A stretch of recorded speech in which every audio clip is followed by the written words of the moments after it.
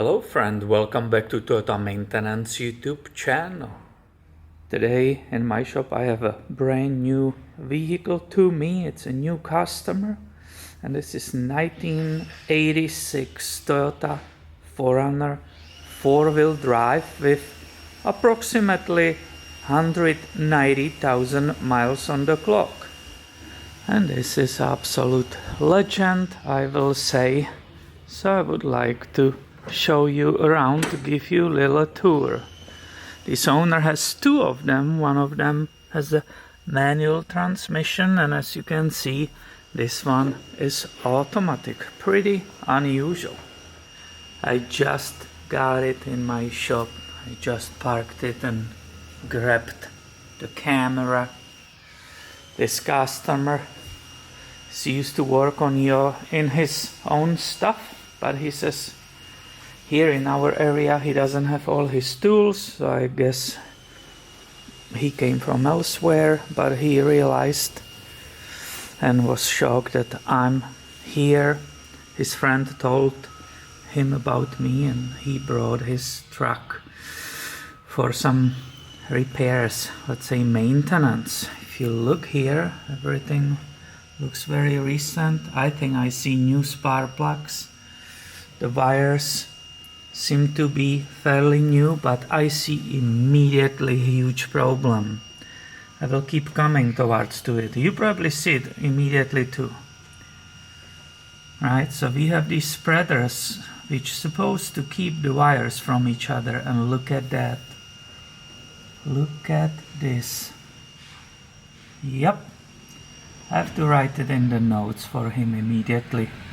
These wires are most likely shooting into each other because they are not supposed to touch. So he will need to rewire it or put additional insulation here.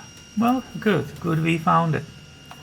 This is the breather cap that's supposed to not be hanging that way, right? Supposed to be straight.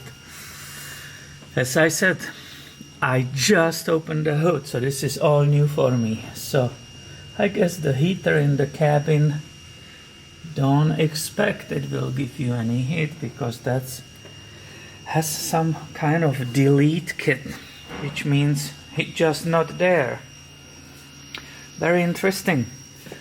22RE engine. He's asking me for replacing. He brought original Toyota throttle position sensor, which is that electromagnetic thing, so he wants me to replace that. Apparently somebody told him to replace also oxygen sensor, so I will be looking at that. But look at that legendary 22RE, excuse me. You can see the letters here. Somebody tried to clean the sticker, emission sticker, and unfortunately the age is making it disappear. Here is another Toyota Motor Corporation made in Japan.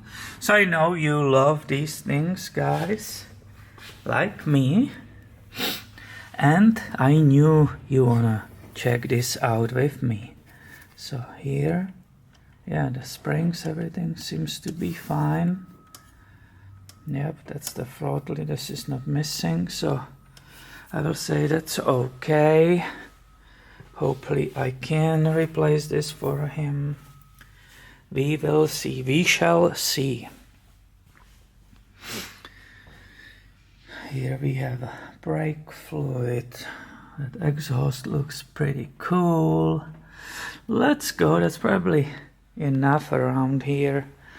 Classic, missing few things. It's probably enough, and we can look underneath and see how is it doing. Typical rust here, as you can imagine, on such an old vehicle. That's completely normal. Other than that, considering it's a rough shape, it looks pretty straight to me. I don't know what you think, but I think it's pretty cool. Going halfway up, I already can see that he knows what he's talking about, because he brought 2 tie rod ends. And we looked in the parking lot together on this one, because he was concerned about the wear of the inner part of the tire. And I said, that will be adjusted actually here, and I can feel this one is very tight. Basically, I can barely move it. There's no play on the wheel. So I a little bit questioned him, but I don't anymore. He knew. Look at this tire on the movement. And sure enough, this is almost catastrophic stage of it. Look. So he's right. His tie rod ends, this system, he's correct. He brought them, and I better change them for him. And we discussed that does affect alignment, obviously. I was just explaining that these for steering are not for the inner part, but it's fine. He's very correct with doing his own diagnosis. I'm not sure what is this for a trick, that the frame and body is disconnected on both sides. Why these bolts are missing? The bushings are still sitting here, but why the bolts are missing? Is it some off-roading upgrade which I'm not aware of? I'm not sure. I'm not really expert on these older ones. I many times admitted it in front of you guys, because most experience I got was at the dealer, and I worked for the dealer for 3 years. I got my training there and so on, but these cars never came. We were dealing with newer vehicles, not these old ones. His lower ball joint might have ripped the rubber boot, but there's no play in them. The wheel bearings are fine, so far good. Little bit of leakages as expected, correct? Here we see that exhaust. And I believe this is what he wants me to replace. I'm not sure, honestly. He brought a Denso oxygen sensor.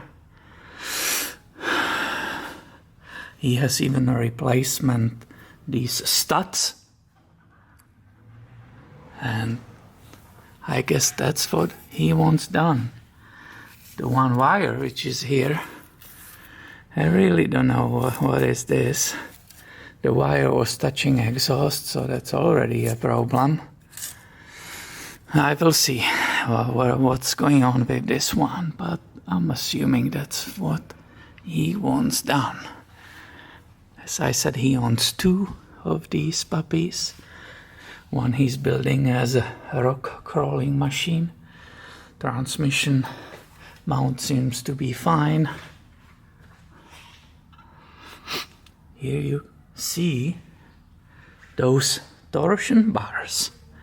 You probably was wondering, or somebody was wondering, where are the springs?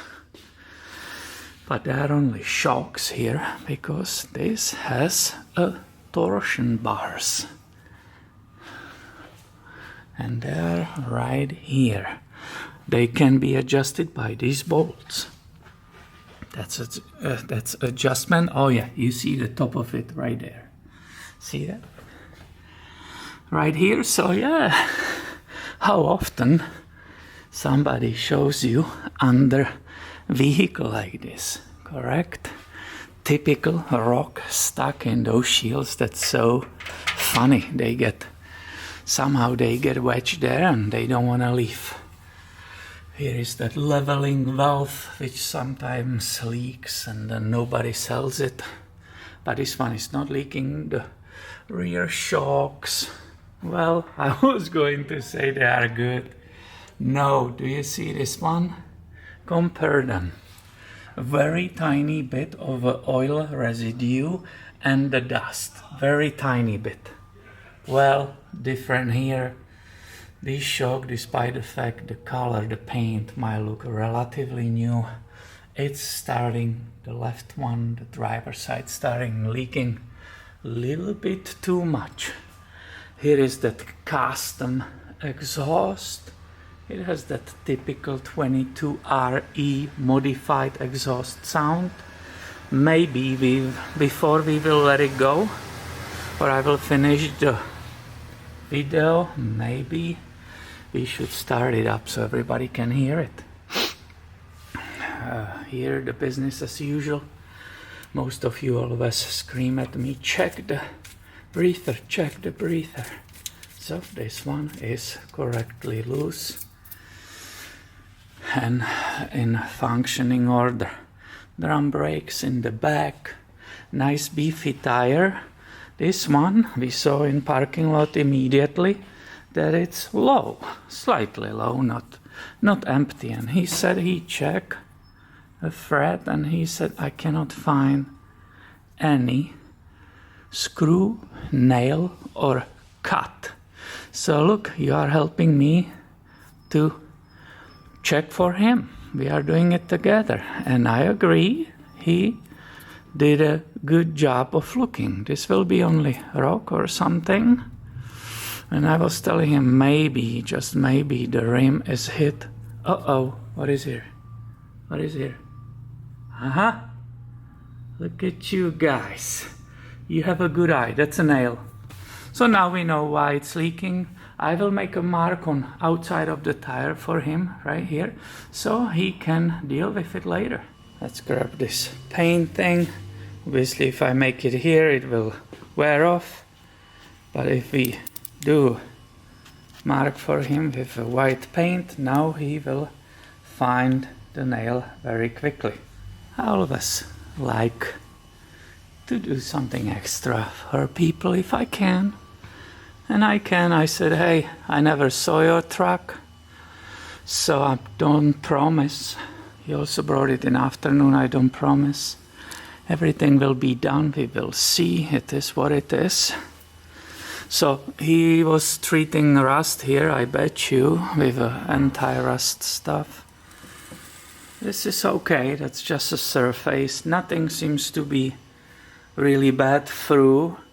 Maybe we had a brake fluid leak here, because look at it. This drum is way better. I don't think that's a new drum. Brake fluid, you know, damages paint. So that's possible. There was a brake fluid leak. If you look up there, actually, yes, look at it. The paint is destroyed completely there. 99.9. That's what happened here. It was fixed because we don't see it anymore, but the paint was damaged. Other than that, right, the business as usual. This was welded on, that's not factory. See, the welds are pretty rough, I will say. So that's a aftermarket, but almost everybody can use a 2-inch hitch. I got hit already by something. Small stuff, yeah, small boo-boo on the legendary 4Runner. I think I like this baby. Do I want to own it? No, definitely no. It's too old for me. But I think it's awesome. It's awesome. These were welded on also. That's a aftermarket, everybody can see it. Seems to be a recent upgrade. Here we have an exhaust leak right here. You see the carbon, the black? That means it's leaking right here and it's not coming. Not all of it is going all the way to back. So that's a thing to consider. I should write it for him again in the comments, so he's aware of it, that some of the exhaust gases don't go all the way back and might be theoretically getting in cabin. I have to put it all in the comments when I code that. That way I will be helpful to this owner. But yeah, look at this external cooler. This is amazing, isn't it? Yep, hidden here with protective plate somehow. Little cooler here. It's an extra cooler for a transfer case, obviously. Differential is here and there. This is a transfer case for heavy four-wheel driving.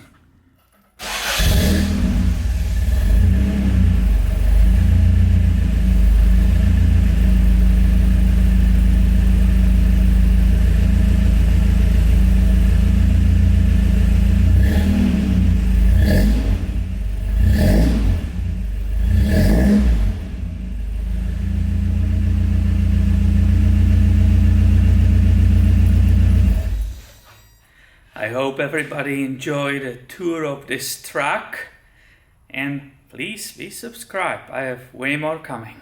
Thank you for watching and have a great day, my friend.